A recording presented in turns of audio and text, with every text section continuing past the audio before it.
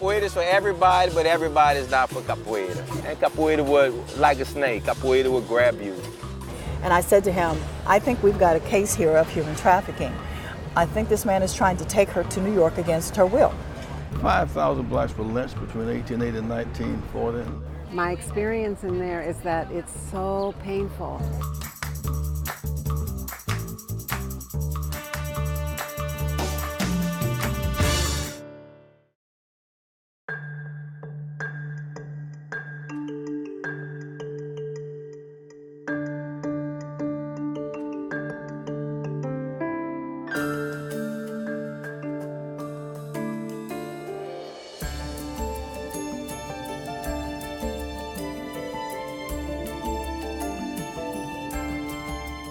I am a human trafficking survivor.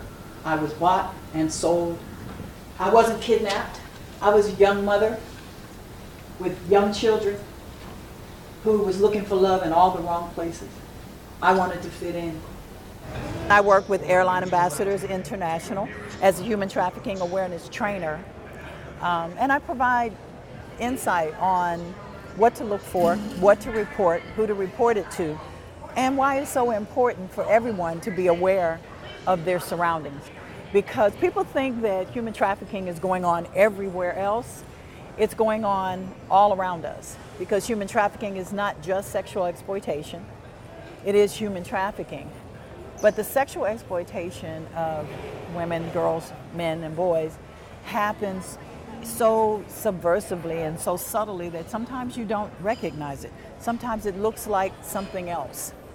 And so when I'm walking through an airport, I'm looking very differently at what I see. I'm looking at groups of people. I'm also looking at people who look vulnerable. They may be children that are traveling with someone that doesn't look like they're related.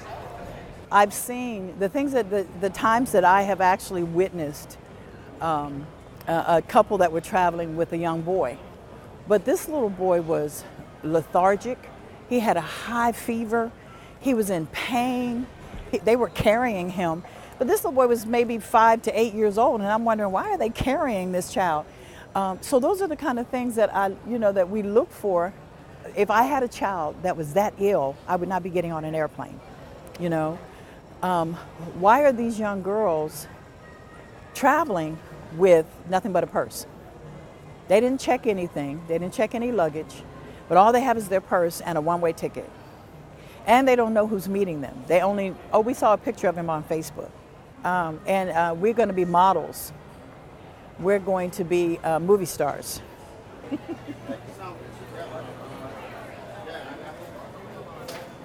I was looking at these little girls over here.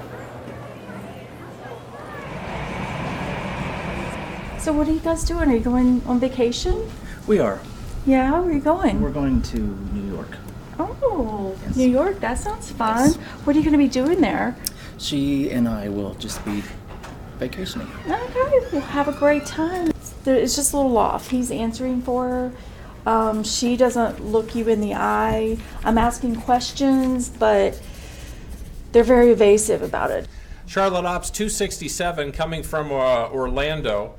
We have an unusual situation with a passenger, a male and a female, in seats 10D and E. I'd like to report the flight attendant observations. We'd like to have law enforcement meet us at the gate to observe the situation, and hopefully we can resolve this issue. I just don't want another girl to go through what I went through. I don't want another young woman to feel that they don't matter, that they're invisible.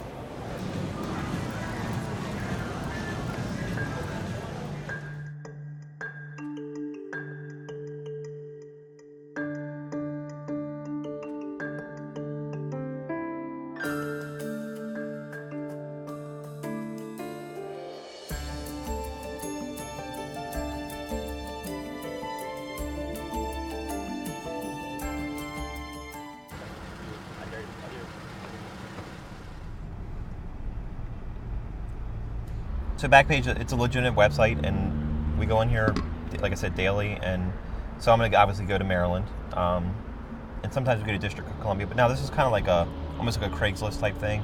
But then we'll look here at these different ads, and we're going to scroll through, and we're going to look for the girls that look really young. We're also looking for pictures of girls that aren't taking their own photos, because if that's the case, there's probably somebody else in that room with them. Under here, it used to be an actual section called escorts, and they've changed that now, and now it just says women seeking men. But if you click on there, you got to agree that you're over the age of 18, and you can just see the amount of ads that were posted just today.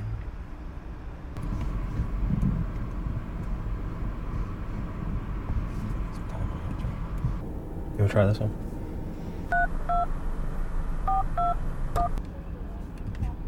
Hey, I was calling to see if you had any time available.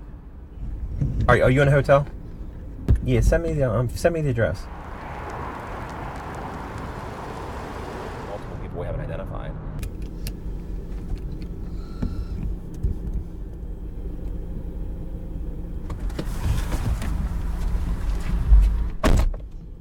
I'll stay on the phone with you, but I'm gonna walk in.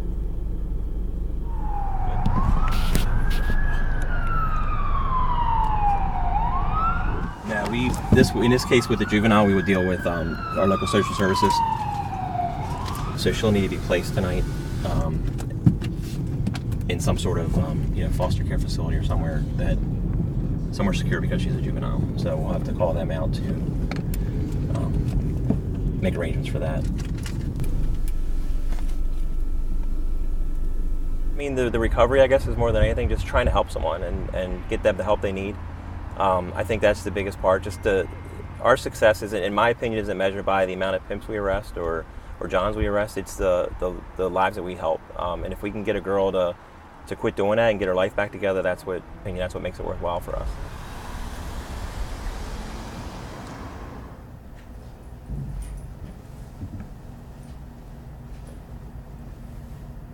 Since Backpage got shut down, we've kind of hit a little bit of a roadblock. For a period of a few days there, at least, we were kind of like trying to figure out where all the postings went. So where all our potential victims went. We were able to come up with a few different websites that the girls have relocated to. The main problem is right now we don't have one central location. So when we had Backpage or had access to Backpage, every girl in Maryland was pretty much posting on Backpage. So it made it a lot easier for us to go to one central website. Our fear is that the minors may end up out on the streets at this point.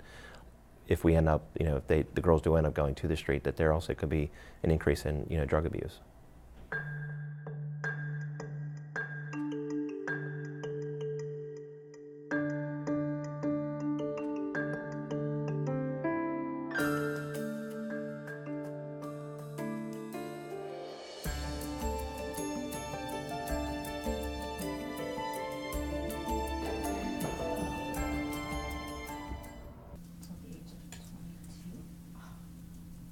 The indicators that I first started to notice in Kate, her moods begin to change. And we went from this picture-perfect family to a daughter who resented us. She would distance herself from us as much as possible.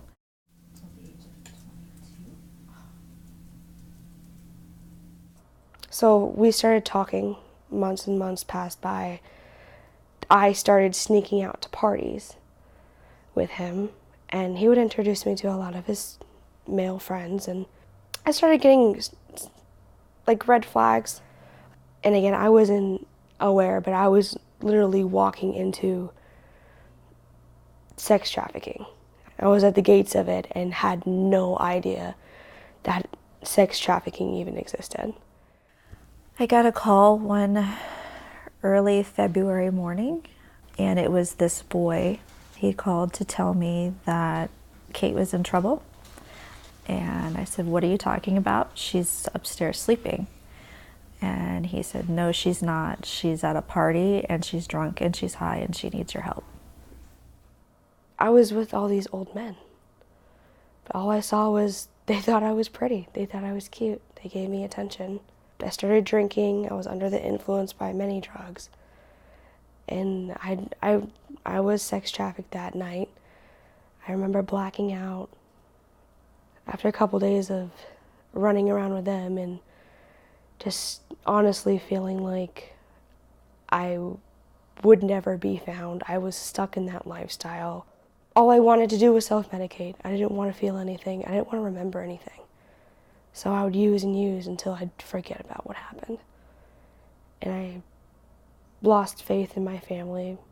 And this was just the second day of being gone. I didn't think they would find me. I didn't think anyone would find me who would look for me. And when she went missing, I knew deep down inside that she needed me to find her, and I was gonna find her.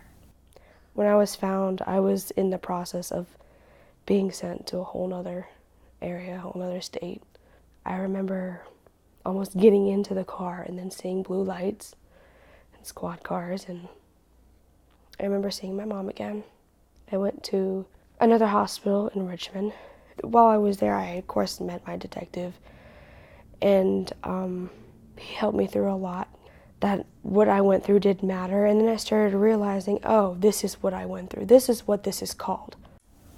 So what's your message to parents? How can they protect their daughters and sons? I think the first step is understanding that human trafficking is a real problem here in the United States, that it's not something that's going to go away. And, you know, the age range from children is anywhere from 9 to 19, with the average age of being 11. These captors will use the children's, will groom them for 6, 8, 10 months at a time. And if they have the resources to groom these children, then we should have the funds and resources to help combat it.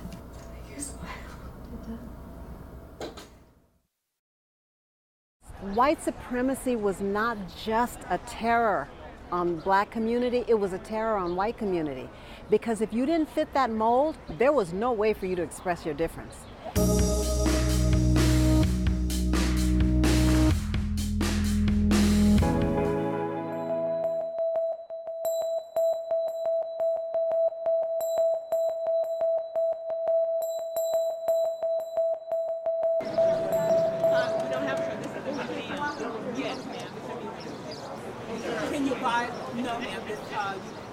My experience in there is that it's so painful. 5,000 blacks were lynched between 1880 and 1940.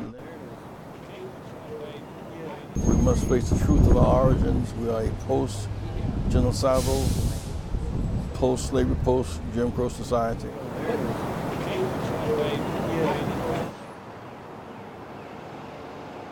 I've spent my career tracking racial terrorists today. But of course that kind of terrorism is very small and almost insignificant compared to what it once was. So, you know, I know from living in Alabama for 20 years now that it has been simply impossible to move ahead in this state because of the unwillingness of a lot of people, mostly whites, to really look at the past. White supremacy was not just a terror on black community, it was a terror on white community. Because if you didn't fit that mold, there was no way for you to express your difference.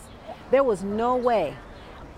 And so what does that say? The love that it took to do this, the commitment, the courage, and the fact that everybody's here, that it's not just something that black people are coming to. Everybody, even if they couldn't form the words, they couldn't say the words, they want the healing. They want the healing of America. They want their hearts to be set free.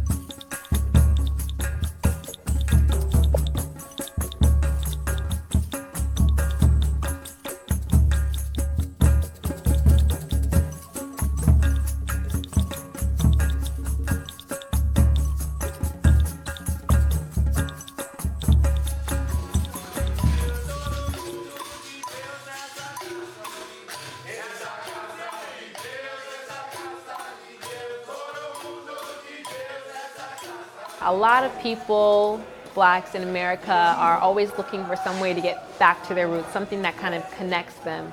So I thought it was fitting that capoeira was banned in Brazil before being allowed for all Brazilians to participate in, because so many aspects of Black American life were banned before being opened up and, allowing us to vote, allowing us to come in and drink the same water fountains, use the same restrooms.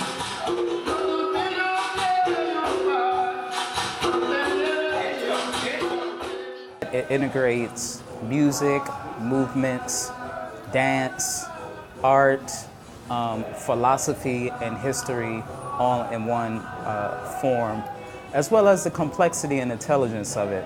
I mean, you have to be very knowledgeable, savvy, remember a lot of things, apply strategies that you wouldn't normally apply, and it kind of teaches a life philosophy. How to smile in the face of danger is how I put it.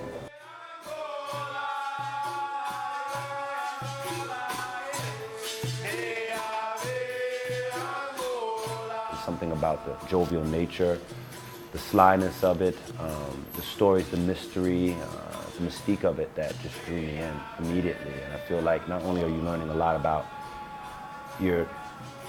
yourself, but you're learning a lot about a whole other world or alternative universe of feelings and emotions and perspectives that are deeply rooted in African mysticism and culture.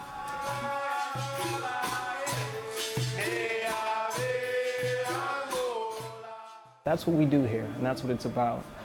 When I first started, I could barely hold a bend bow. I could lift a 60-pound dumbbell, but I couldn't hold a bend bow for 2 minutes. And I learned to fall in love with it. When I'm not here, if I have 2 hours, 4 hours, I'm just playing. I get home from work and I grab my bend bow and I play because it's therapy.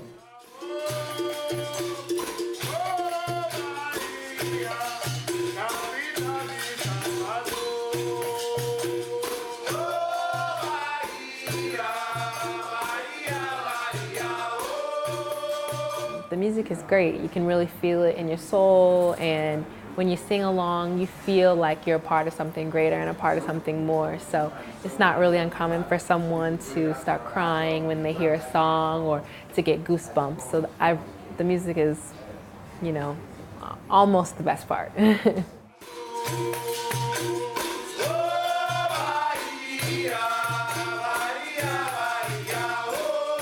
Capoeira is for everybody, but everybody is not for capoeira.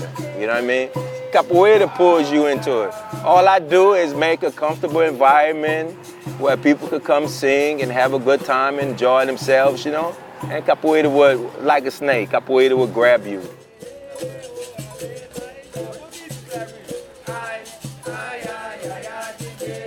The music is very hypnotic, powerful, and it just automatically grabs you. The rhythms of the atabaki and the bidimbaus and the depth of the slowness, the depth of the beat, it just resonates. It moves something in your body.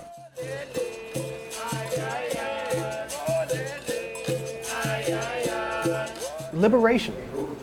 That's really it. Liberation and community. Right now in this country, there's chaos, there's separation. People are realizing that things that we thought were in repair aren't really in repair, and that we have a lot of work to do, but we're also realizing that we're disconnected, that Black communities in this country are falling apart. There's no more Harlem. DC is in Chocolate City. Oakland is in Oakland. And we need help. We need to realize how we can reconnect, how we could build community. And capoeira started with that. It started with people who are of disconnected origins, who were in a foreign land under foreign rule and needed something, and needed an identity, and something that they could grasp onto, and something to hand on to their children and family to make them stronger. So that's what I'm looking for today.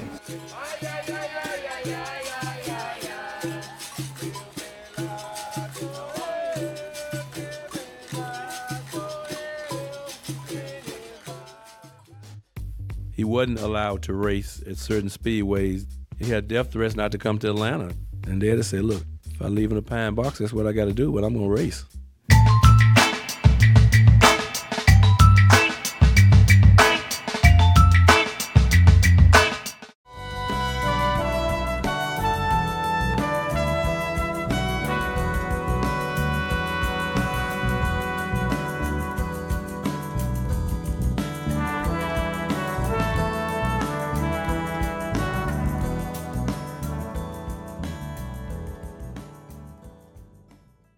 He started racing in 1952, and, it was like Picasso, like a great artist doing his work.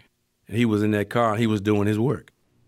But, he couldn't get the support where other drivers that we were competing against had major sponsorship. He did everything that he did out of his own pocket. And as children, we didn't have that leisure time. We couldn't go to the playground. He said to us, "I need you at the garage." I can remember him getting injured, and he'd just take axle grease and put it in the cut and keep working. But he wasn't allowed to race at certain speedways. He had death threats not to come to Atlanta. And they had to say, "Look, if I leave in a pine box, that's what I got to do, but I'm going to race." I can remember him racing in Jacksonville, and he beat them all. But they wouldn't drop the checkered flag. And then when they did drop the checkered flag, they had my father in third place. One of the main reasons they gave was there was a white beauty queen, and they always kissed the driver. He finally got the money. But, of course, the trophy was gone, the fans were gone, the beauty queens were gone. Did he ever consider not racing anymore? Never. That was one of my daddy's saying. When it's too tough, everybody else is just right for me. Like I can remember one time when we were racing Atlanta 500, and he was sick. He needed an operation. And I said, "Daddy, we don't have to race today." He whispered to me and said, "Lift my legs up," and put me in the car. He drove 500 miles that day. He always felt like someday he's going to get his big break. But for 20 years, nobody mentioned Wendell Scott. But he didn't let it drive him crazy. I think that's what made him so great. He chose to be a race car driver, and he was going to race until he couldn't race no more.